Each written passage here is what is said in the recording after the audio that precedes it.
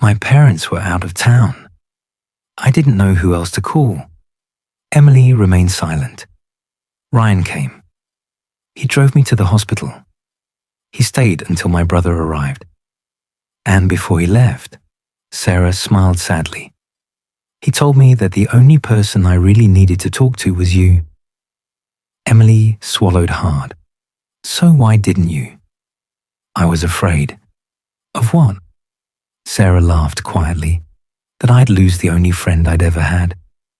Emily didn't answer, because the painful truth was, Sarah had lost her anyway, not because she had fallen in love, but because she disappeared without giving Emily the chance to decide what their friendship could survive. They walked out of the coffee shop together. Rain continued falling softly. For a brief moment they stood beneath the awning. Neither of them seemed to know how to say goodbye. Finally, Sarah spoke. I hope one day, she paused, you'll remember 20 years. Instead of one, Emily looked at her. I don't know if I can. Sarah nodded. I understand. Then she walked away. Emily watched until Sarah disappeared around the corner. Only then did she climb into her car. The drive home felt strangely peaceful, not because everything had been fixed, because the questions had finally been replaced with answers.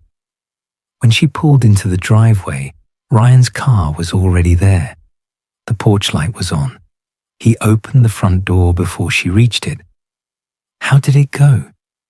Emily studied his face. There was no fear, no guilt, only concern. We talked. Ryan nodded slowly. I figured. Emily frowned. You figured? Ryan took a deep breath. Sarah called me this morning. Emily stared at him. What? She said she was finally going to tell you everything. Emily felt another wave of emotion. You knew we were meeting. I did. And you didn't tell me. Ryan shook his head. She asked me not to. Emily couldn't help letting out a tired laugh. Everyone seems to ask you to keep secrets. Ryan looked down. I know. They stood in the doorway for several seconds. Finally, Emily stepped inside. I want the truth. You have it. No. She looked directly at him. I want your truth. Ryan slowly nodded. I owe you that. He led her into the living room. Neither of them sat immediately. Ryan remained standing near the fireplace, as if he wasn't sure he deserved to be comfortable. I've replayed that afternoon in my head hundreds of times. Emily quietly waited. When Sarah told me she loved me, he stopped. I honestly didn't see it coming. I believe you. I thought she was stressed about the wedding. I thought maybe she'd had a bad day. He looked at the floor. When she started crying, I realized something was very wrong. Emily listened without interrupting. I told her I loved you. I told her marrying you was the easiest decision I'd ever made. I asked if she needed me to call someone. He smiled sadly. She kept apologizing. Emily nodded. That's exactly what she told me. Ryan continued. I wanted to tell you that same night. Emily looked up. You did? I almost did. What stopped you? Ryan walked toward the bookshelf and picked up a small framed wedding photograph. You. Emily frowned. Me? You looked so happy. He smiled weakly. You were talking about the honeymoon. You were excited about the future. You kept saying it had been the best day of your life. He swallowed, and I couldn't bring myself to be the person who ruined it. Emily felt tears gathering again. So I convinced myself, Ryan whispered, that staying silent would hurt less. He looked directly at her. I was wrong. Emily slowly sat on the couch. Ryan remained standing. I didn't lie because I wanted to protect Sarah. He paused. I lied because I wanted to protect you. Emily quietly answered, You don't get to decide what I can survive. Ryan closed his eyes. I know. No. Her voice cracked for the first time. I really need you to understand that. I would have cried. I would have been angry. I would have probably avoided Sarah for a while. She took a deep breath. But I would have faced it. Ryan nodded. I know. You made that choice for me. I'm sorry. You and Sarah both decided what was best for me. She shook her head. Without asking me. The room fell silent. Outside, rain continued tapping softly against the windows. Finally, Ryan sat beside her, not too close. Just close enough. I've spent the last year hoping the problem would disappear. He laughed bitterly. It never did. Emily looked at him. No. It just kept getting bigger. He nodded. I know. For the first time in months, neither of them had anything left to hide. And strangely, that honesty felt far more frightening than all the secrets that had come before. The following morning felt unfamiliar. Nothing had changed inside the house. The coffee maker still started at exactly 6:15. Ryan still packed his lunch before work.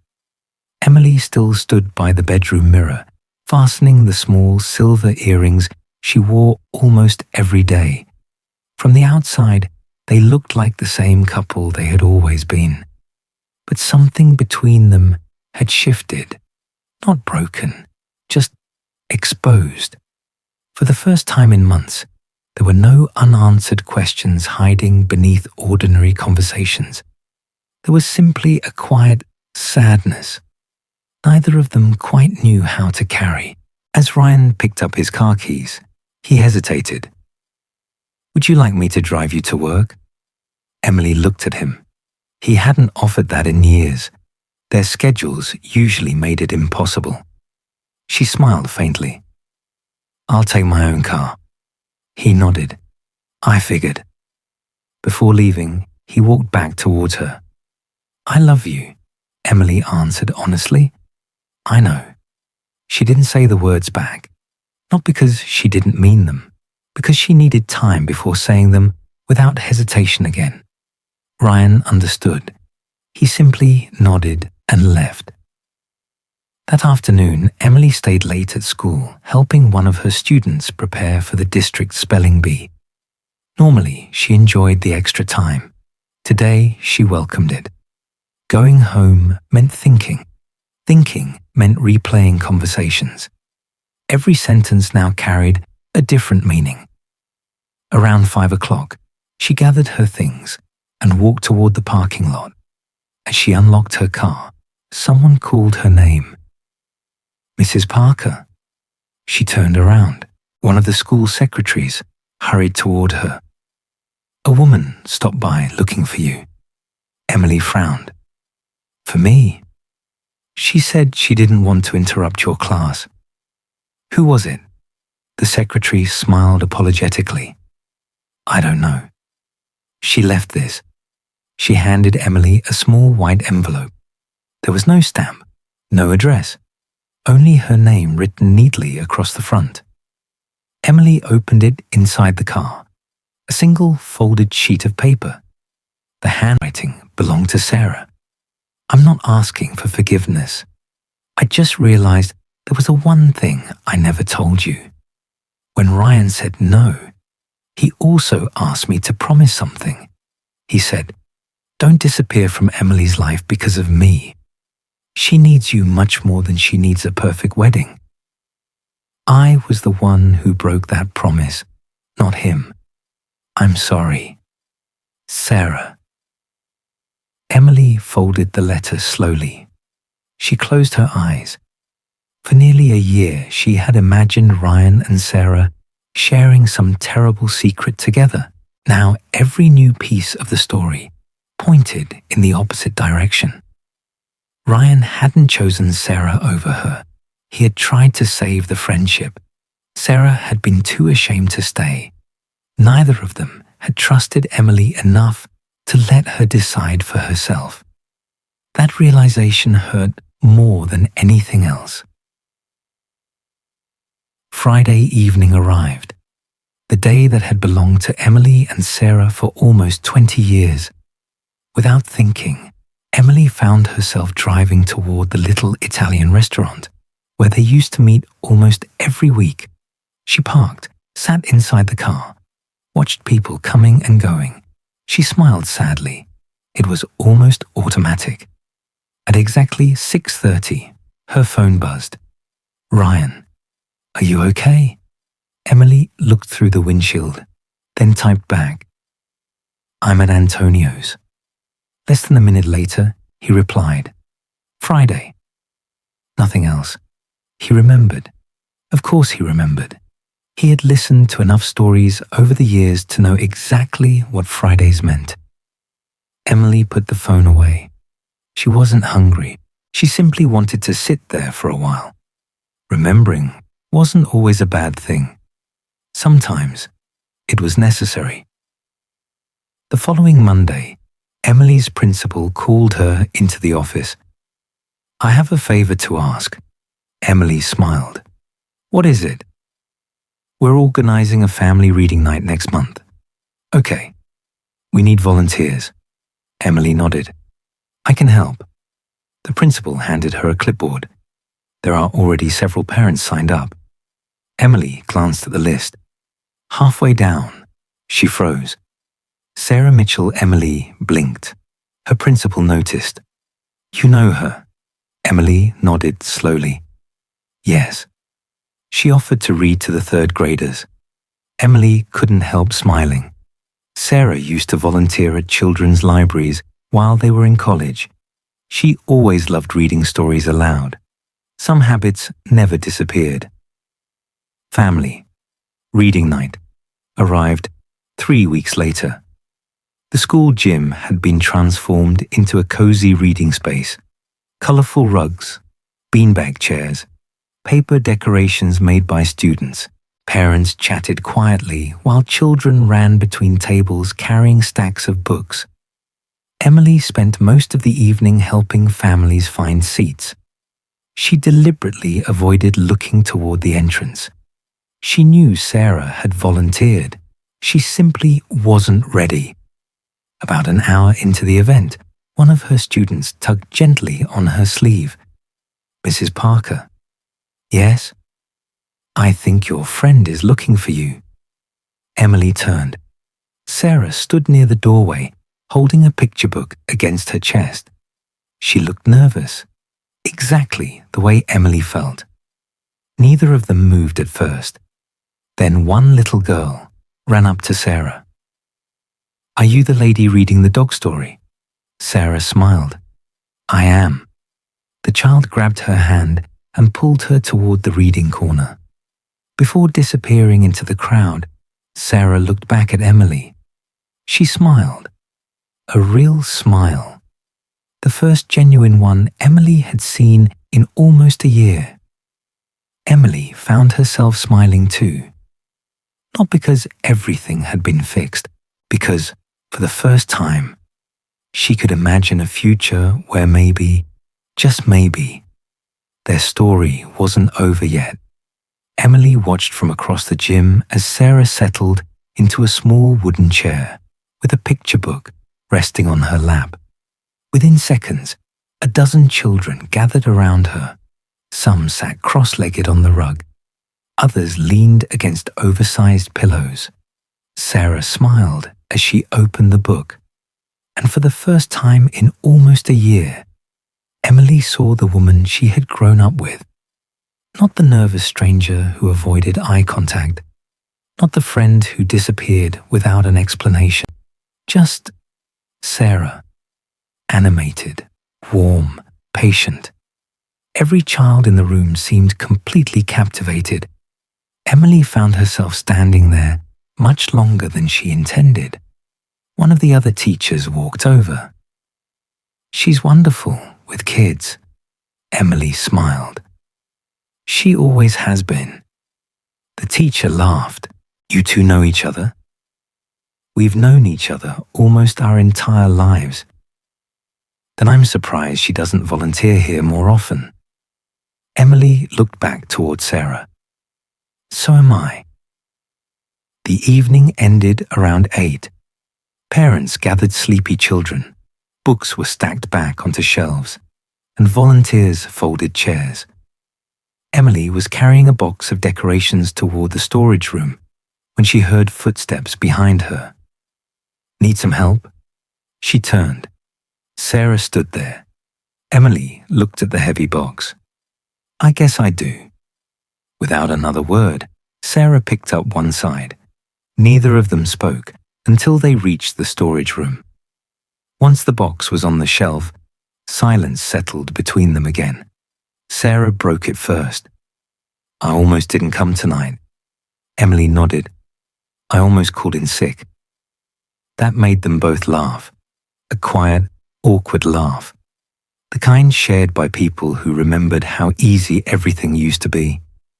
Sarah leaned against the wall. I've been thinking about something. Emily waited. I spent almost a year believing I was protecting you. Emily looked at the floor. I know. I wasn't. No. I was protecting myself. Emily slowly nodded. I know that too. Sarah folded her arms. My therapist keeps asking me the same question. What question? Why didn't you trust Emily enough to let her decide whether your friendship was worth saving? Emily felt tears begin to gather again. What do you tell her? Sarah smiled sadly. The truth. And what's that? I was afraid you'd choose him. Emily frowned. What? Sarah laughed softly. I know how ridiculous it sounds now. Emily remained quiet. I wasn't afraid you'd believe I'd done something wrong. I knew I had. She looked directly at Emily. I was afraid you'd realize your life was happier without me.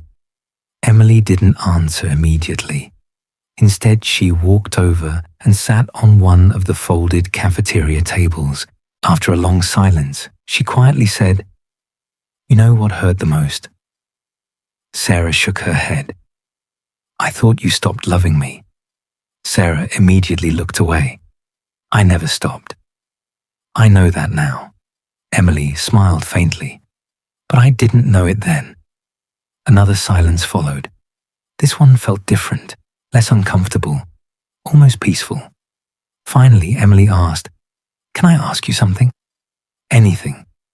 If Ryan had said yes, Sarah didn't let her finish. He never would have. Emily looked surprised.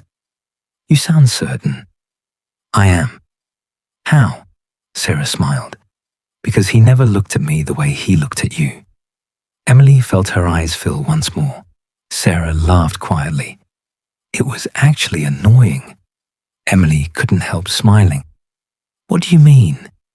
He couldn't go 5 minutes without mentioning you. Emily laughed through her tears. Seriously? Sarah nodded. I once asked where he wanted to go for dinner. And? He said. She smiled as she remembered. Emily loves that little Mexican place on 5th Street. Emily laughed harder. That sounds like him. It does. And honestly, Sarah shrugged. I think that's when I should have realized. What? I was competing with someone who'd already won. Emily shook her head. There was never a competition. I know. I just didn't know it then.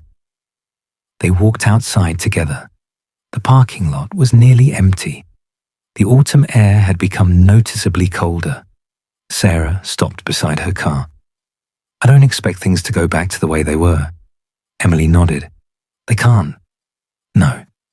But Sarah hesitated. Maybe someday we could have coffee again. Emily looked at her for several seconds, then smiled. Not every Friday. Sarah laughed. I don't think we've earned Fridays yet. Emily laughed too. No. But maybe. She paused. A Tuesday. Sarah extended her hand jokingly. Tuesday it is. Instead of shaking it, Emily hugged her. The embrace lasted only a few seconds. It wasn't a magical moment that erased a year of pain. It wasn't a movie ending where everything suddenly became perfect. It was simply two old friends admitting they still cared enough to try. As Emily drove home, she realized something she hadn't understood before. Forgiveness wasn't a single decision. It was a series of very small choices. Answering the phone, sitting down for coffee, listening instead of assuming, showing up one more time. By the time she pulled into the driveway, Ryan was sitting on the front porch. He smiled as she got out of the car. How'd it go? Emily sat beside him. We talked. He nodded. I figured. She leaned her head against his shoulder.